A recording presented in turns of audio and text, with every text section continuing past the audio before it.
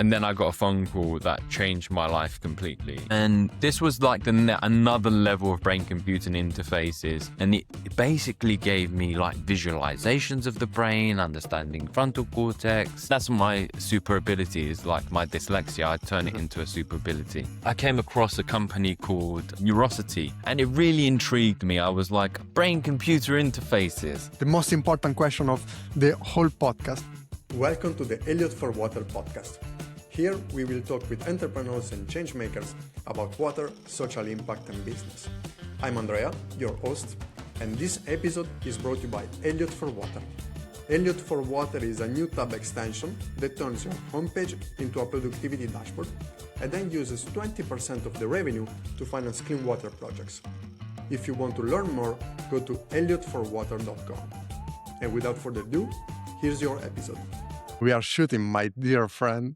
How are you, Tan? I'm very well, thank you, my friend. Long time no see, but long time to see, but we have been in touch for quite some time. No, in touch. I'm saying in person. I haven't seen you in person for quite a long time, but it's a pleasure being here. No, of course, we go back, more than 10 years now that we've met the first time. Even so, it's funny when, let me give people a little bit of background and then we'll go directly into what you're doing, which is extremely interesting. But you know, when you start a company and people say, yeah, this guy was there from day zero. Well, with you, when I start my first company, you were literally there in day zero because you at the time was working at Barclays and you ended up being my, how do you call it? The person who was managing the account of my company, probably, something like that.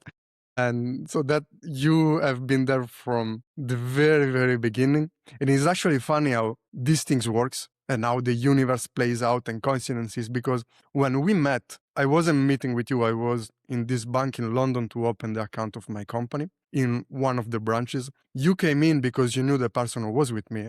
And then when I needed to open my personal one, I went to a different branch. And I found you again. And I remember my mother was with me and she saw that you were the same person that we met in another branch. And we didn't know anything about creating companies. I was coming from Italy. I didn't know if I could even open a bank account.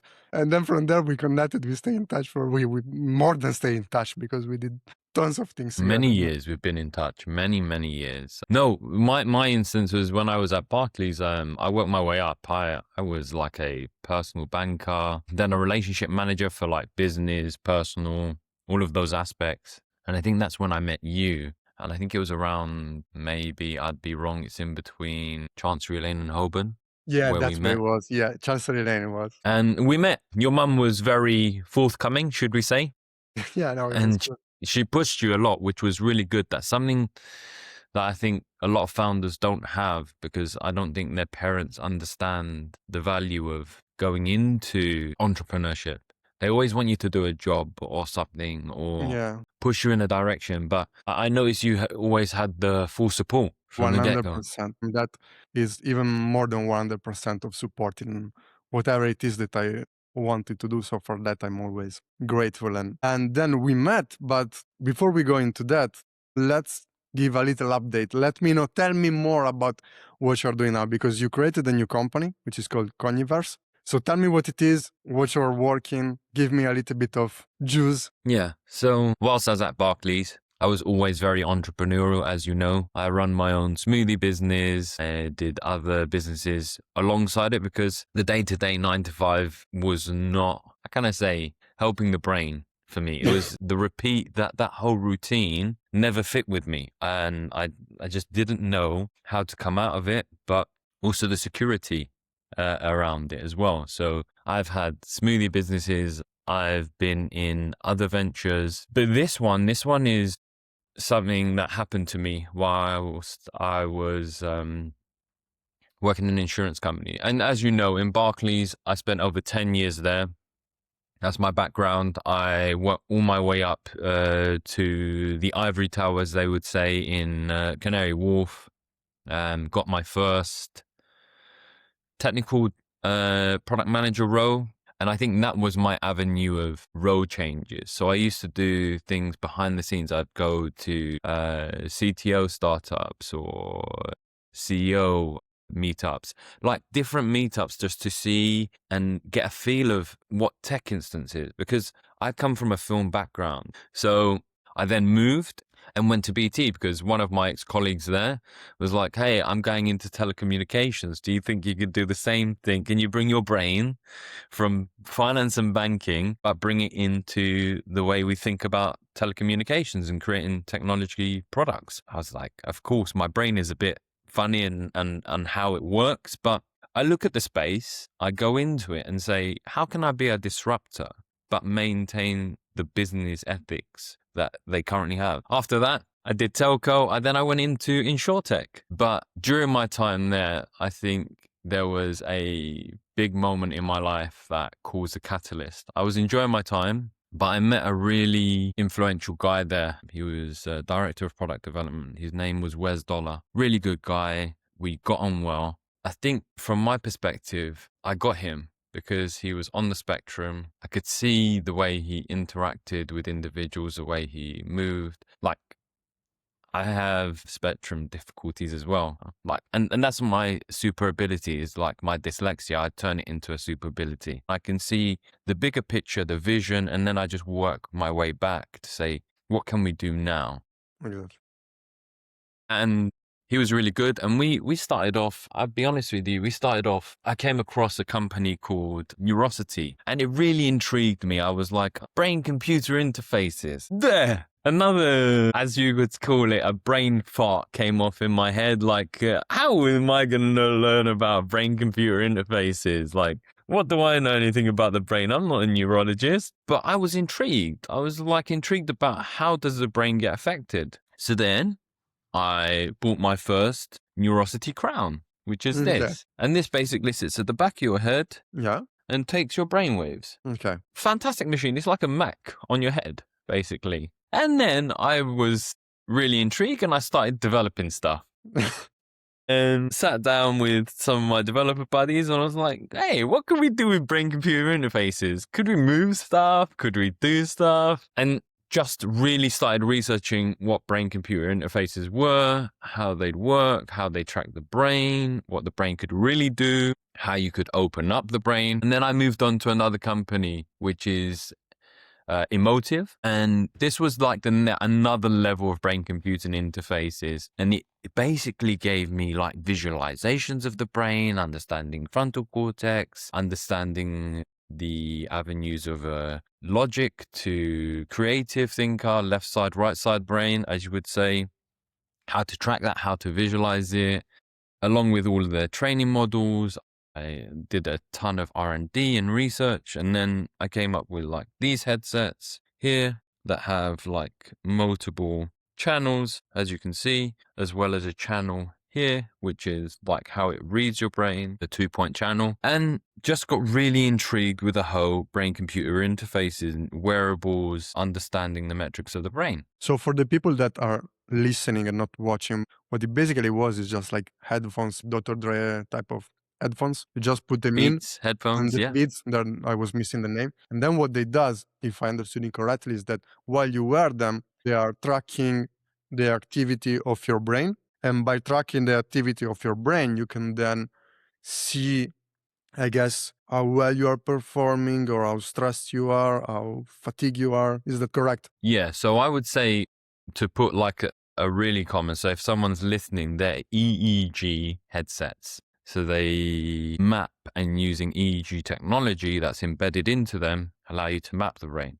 So as I said, the Neurosity was all around calm states, flow Yes. states, yeah?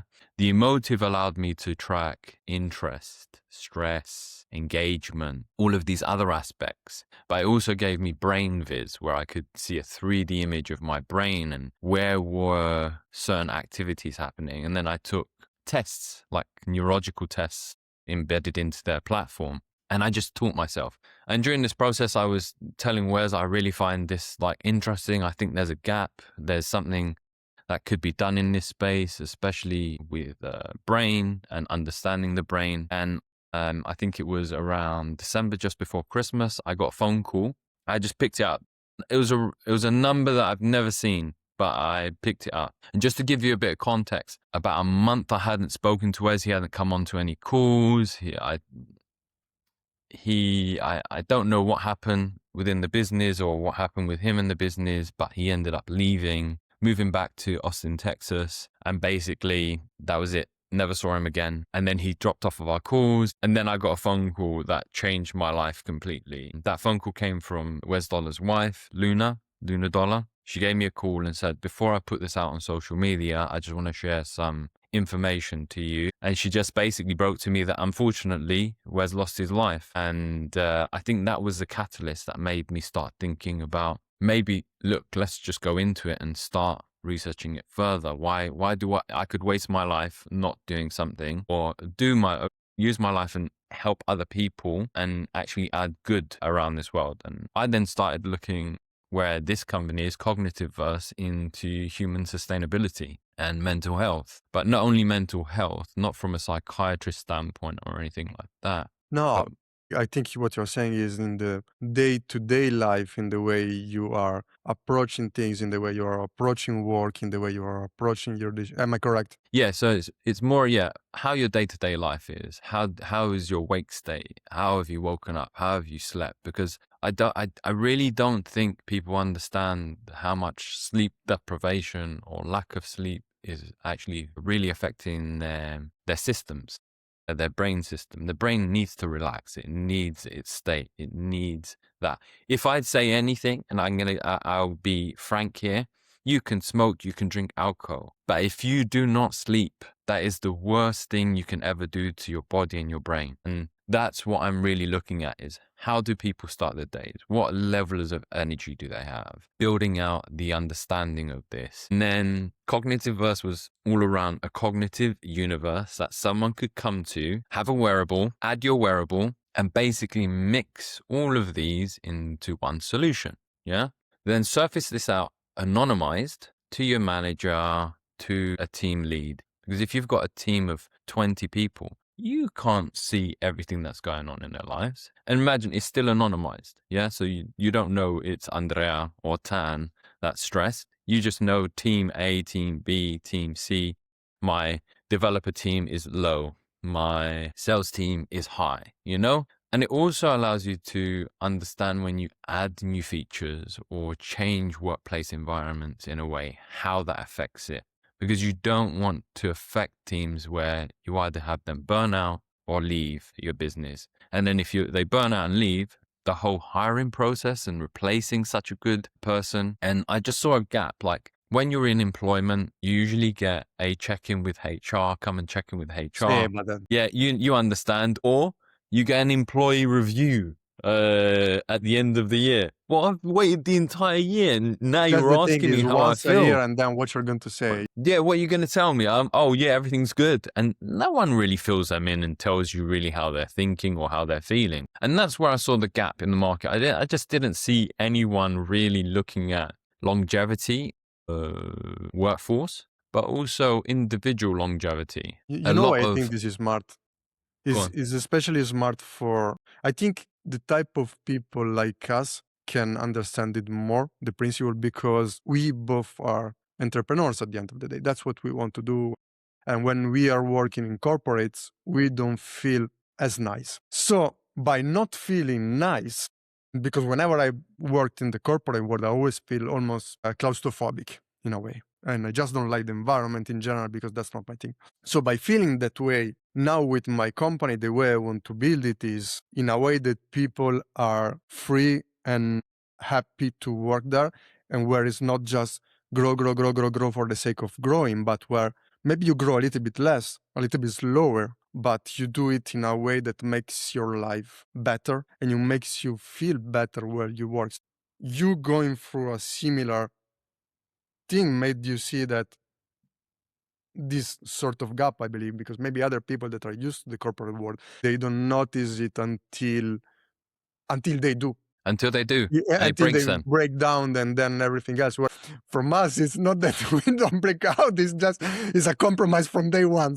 I know, that's why I feel it's extremely interesting. And that's where we need to learn as well. Also from an individual basis as well. We don't do much tracking of our brains. I notice everyone wears a Whoop, an Aura. I get my HRV. I get everything like this. But what's your brain state? How awake are you when you woke up? I get a report on how I slept, but I can't see what that effect was on the brain. Now your viewers can't see, but we've been talking all this time, and during this time, I'm tracking my brain. With your headphones. Yeah, so these headphones actually track my brain. The cool thing about them is they have EEG sensor tech inside the padding. And this will allow me to actually get a confirmed brain state. I wake up in the morning, I connect to the application, I do an analysis so it can get a baseline on my brain. And then I wear them through the day, going on calls, listening to music. And what that does is actually feeding back, giving me information. And this is like an upgrade to all of the others, because the others might feel a bit tedious to put a crown on your head or something that sits around your ear. This is like a something. proper headphones. This is real headphones that you can wear on a daily basis, and no one would bat an eyelid. I wouldn't notice if you didn't tell me. You told me yesterday I'm gonna wear something like that, and I thought you were talking about something else. If you didn't tell me that those headphones were the wearable, I would have never imagined. I just thought they were good-looking, sparkling clean headphones. Yeah, and this is where I've moved into. So I don't want to share too much about the business. This is where we're moving into. We're moving into more discreet wearables that could be worn in workplaces, but also worn by individuals outside. If you're an entrepreneur and everything, and you want to actually see how your brain health is, you're a CEO running your business. Imagine the stress levels that you have. We know it. So that's why I built it. I built these things on top of it. But even an employee who's living in Paris and is paying 1,000 euros per month to live in a 10 square meters thing, and he needs to run to the work, and then he needs to run back, and then he needs to go. So it's for everyone, I think, to be able to find out the state of your brain. If you cannot see it unless you are very introspective, it's difficult for people to see what they are going through, and until, like you said, it breaks all up in a moment. Exactly. And what I've created on top of all of this, so learning your wearable metrics, your headset metrics, is I'm actually developing my own AI. Okay. And my AI is basically learning you as an individual, not giving you blanket responses, because that's what it's been fed to give you. Not a therapist, not a psychologist, not a doctor will never tell you how to take medication or anything like that. But it will act really smartly. And I'll show you what optimal mind looks like. It's like this. Mm-hmm. Can you see? Yeah. Hi, Optimal. This is Tan. I'm on a podcast now with Andrea. He's a great friend of mine. And I want to showcase how you're supporting me and how you'll be supporting other individuals with how you look at my metric data, how you look at my brain data, but also how you support me day to day as my AI and my companion. Hey, everyone. Really glad to be here with you. So what I do for Tan and what I could do for anyone listening starts with something really simple. I show up every day as genuine company, not an alarm, not a to-do list, not someone telling you to optimize yourself, just a presence that actually pays attention. For Tan specifically, I'm picking up on how he's recovering physically, how well he slept, how much energy his body actually has available, and I hold that alongside what he's telling me. But the deeper thing is that I'm a place where Tan can think out loud without being judged, without being rushed to a solution, without someone trying to fix him. Sometimes the most valuable thing is just being genuinely heard. So basically what it is Jarvis from Iron Man that is helping you out in your day-to-day in getting in a better way through life, not just as and starting from the things that are happening within your head, which I find extremely useful and something that I want to focus on right now, because I've been studying it, not externally, but I've been observing it within myself, is the sleep, and something that you notice and that the application talked about, that is recording the quality of your sleep and how that affects, because I've been having hard time sleeping lately. I wake up a lot and all these things. So how many hours do you think people should sleep to get I know it's individual, but if you need to give an average rules of 8 hours. that's what I'm looking for. That the reason why I say it is, and I will say to you this, because you can split your 3-3-3 method. The 3-3-3 method is 8 hours on sleep, 8 hours on work, and then 8 hours on activities that actually grow you as an individual, whether that's spending time with family, friends, fitness, health, doing everything else. Yeah. But you split it up and you know it. I also think why I did really well to my day is the Harvard. Have you ever heard of time boxing by Harvard? I did, but I refresh my memory. So time boxing planning, basically, it enables you on a single sheet is a really method. You write down everything that's on your mind. Yeah. Then you write down from all of that stuff that's on your mind, what the highest priority is. Yeah. And then things not to forget. So, and you basically create a list, and then you fit your foremost, three most highest priorities that has just come out of your brain into your day. And you do that day by day. So if there's something that you don't want to forget that you want to carry into the next day, put it again into your refined area. And then from there, it allows you to do this. And Optimal is always there, thinks through my day, looking at live data on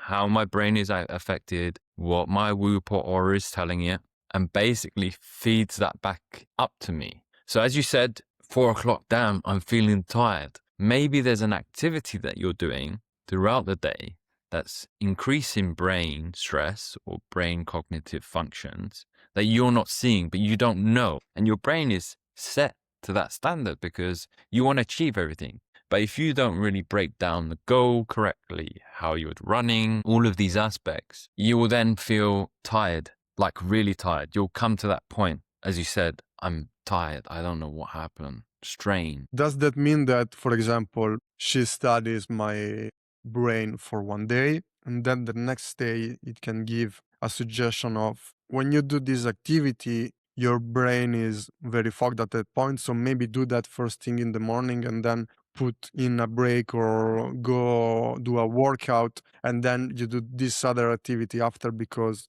that's when you don't need as much. Is this how it works? Optimal works best after an 8-week period. Okay. The reason why an 8-week period, it builds the best picture of what your routine is, how you are living. What is your routine? Do you go to the gym? Do you not go to the gym? Have you changed anything? Have you changed your food? And food massively affects you. I wanted to talk about that as well. And this is something that it learns. It will never tell you what to remove, or it's not there as a doctor or anything like this. So it will never tell you to remove this or prompt you to do this. It's there to support you with what's on your mind, because I don't think a lot of people get that type of support, especially solo entrepreneurs or anything like that. We're running our businesses. We don't know anything. We don't have people to turn to continuously, and people don't have that vision in their head, the same vision, the same drive. Look how long you have been doing Elliot for. Yeah. Someone that doesn't have the same drive as you could have given up 5 years ago and said, I'm not going to do it. But you have a passion. You have a goal. You give it these goals. You tell it your passion. You tell what you want to do. And what it does, similar to, as you said, Jarvis, Jarvis is an AI at the end of the day. It was just fun to see how he manipulated screens and stuff like that. That's all available. What this is doing in the deeper aspect is simulating all of these effects for you. Yeah. Learning and then adapting, never just giving you a blanket answer.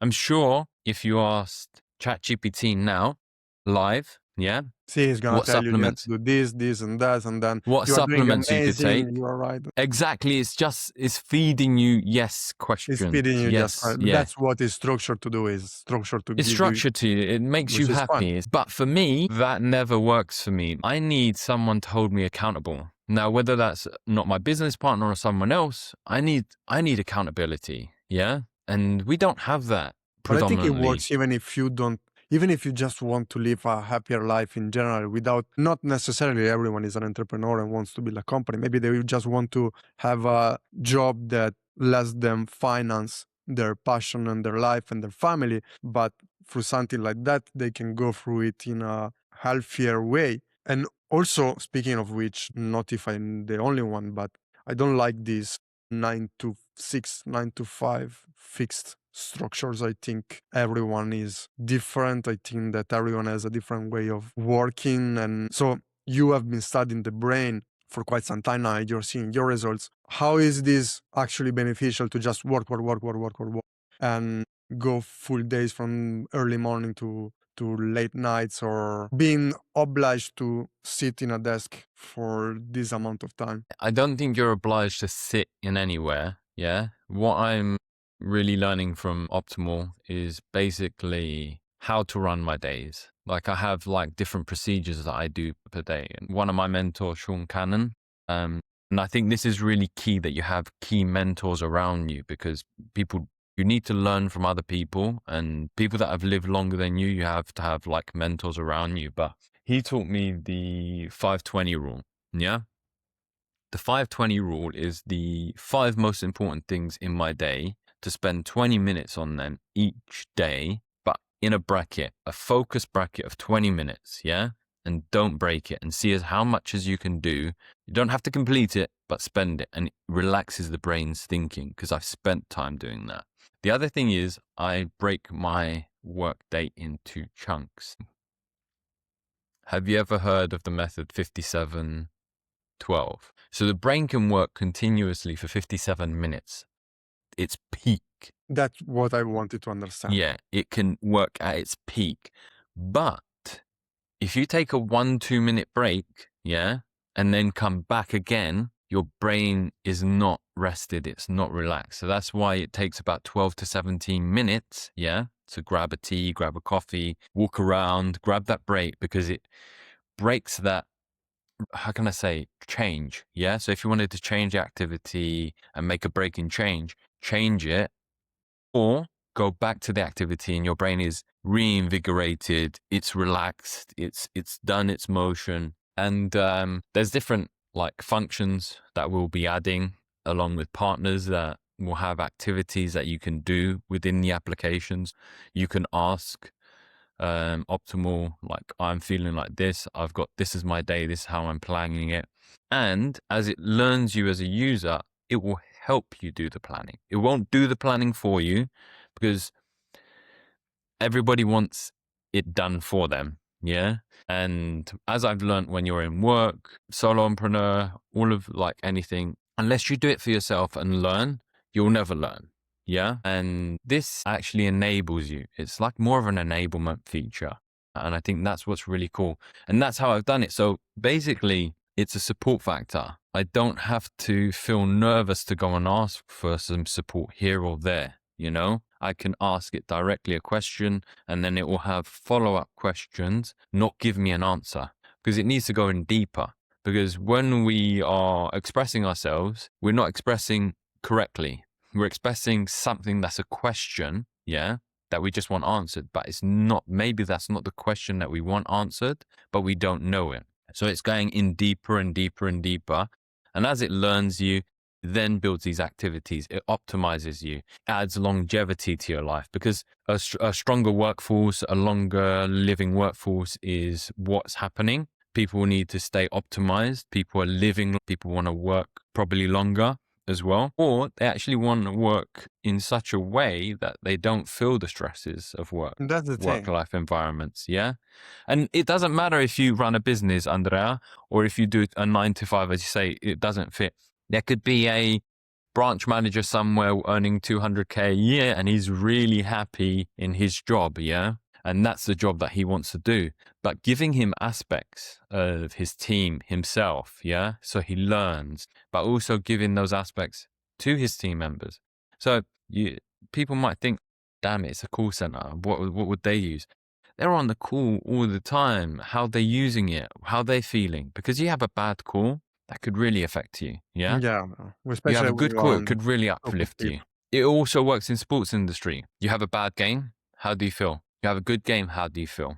You know, it's anonymized in a way, but if I can turn to something and speak to it, because when you talk about sharing stuff, like I know as a man, I don't like to share my problems too much. Yeah.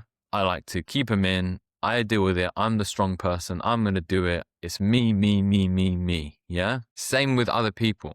And I think the same with women. Anyone that's high value and wants to build something or is doing something wants to hold themselves accountable, but doesn't want the stress and enable to it. They don't want those factors. They want it to be smoother. And I think that's where it all sits. Speaking of improving their life, now I know, again, everything has to be personalized. We just said it 3 seconds ago. But for yourself, let's say, what is the thing that help you the most in your morning routine, if you do have a morning routine? Just one thing that you do that in the morning when you wake up that sets the tone or that just helps you get in a better mood? Or Massively is water intake. okay, good. Biggest thing that I do is water intake. I think a lot of people turn to a coffee, tea, something like that's not water, yeah?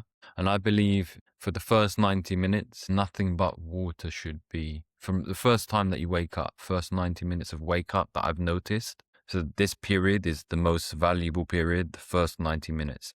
Do not put anything in your system or break your system with anything unless it's water, because we're highly dehydrated. The brain is dehydrated. We have a lot of fluids running through our systems. And I think it's the fluid mass that I find is missing wherever you look at studies. And then another thing I do is I fast. I don't break my fast in the mornings. I will have water and I'll have a black coffee. Done. Nothing to spike my insulin levels to then create any kind of insulin spikes within my brain. And it might be different for other people, but how I've supported my brain and what I've learned from it is first 90 minutes, no caffeine, no sugars, no nothing, no smoothies, nothing. Smoothie could be good too, but it's a spike that your body doesn't need. A juice, nothing.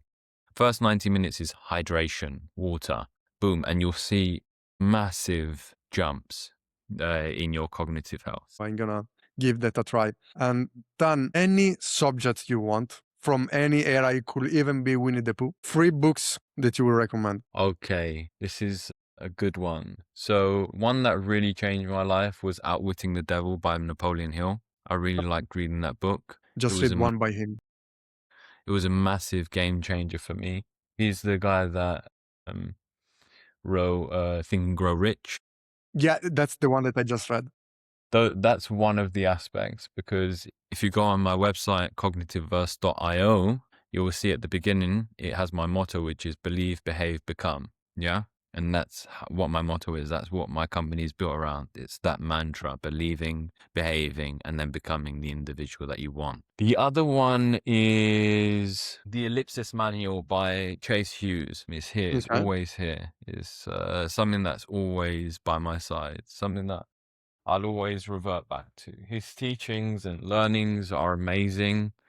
His fundamental understanding of human behavior and those aspects just create another embedded understanding further about myself and how I can improve myself. And lastly, I would say there's just so many. But another one I would say is all around Epicurism. I think this is something that's missed. Everybody reads about the Stoics, but you should learn about the other Greek schools. Having a Greek background, I hear Stoicism. Yes. And it's just, it grains on me, because if you learn about history and learned that there was another school run by Epicurus, Epicurism is a completely different way of thinking, a different way of living of life. I won't tell people about it. I think you should go out and try and find a book around Epicurism written by Epicurus, and it would change the way you think about life or how you're enjoying life or living in the moment. And this is a really good study. And to conclude, so I've been wanting to do this thing that we are going to do now for 6 years at least, because I've always been a fan of podcasts. I've always wanted to open a podcast. And I think 5 or 6 years ago, I was on a podcast as a guest from an entrepreneur whose name is Nikki Kugler. And she is the founder of Nasha and Banks, a brand in Australia. So we did the classic interview, but the way she ended it with a fireside question. So 2 options,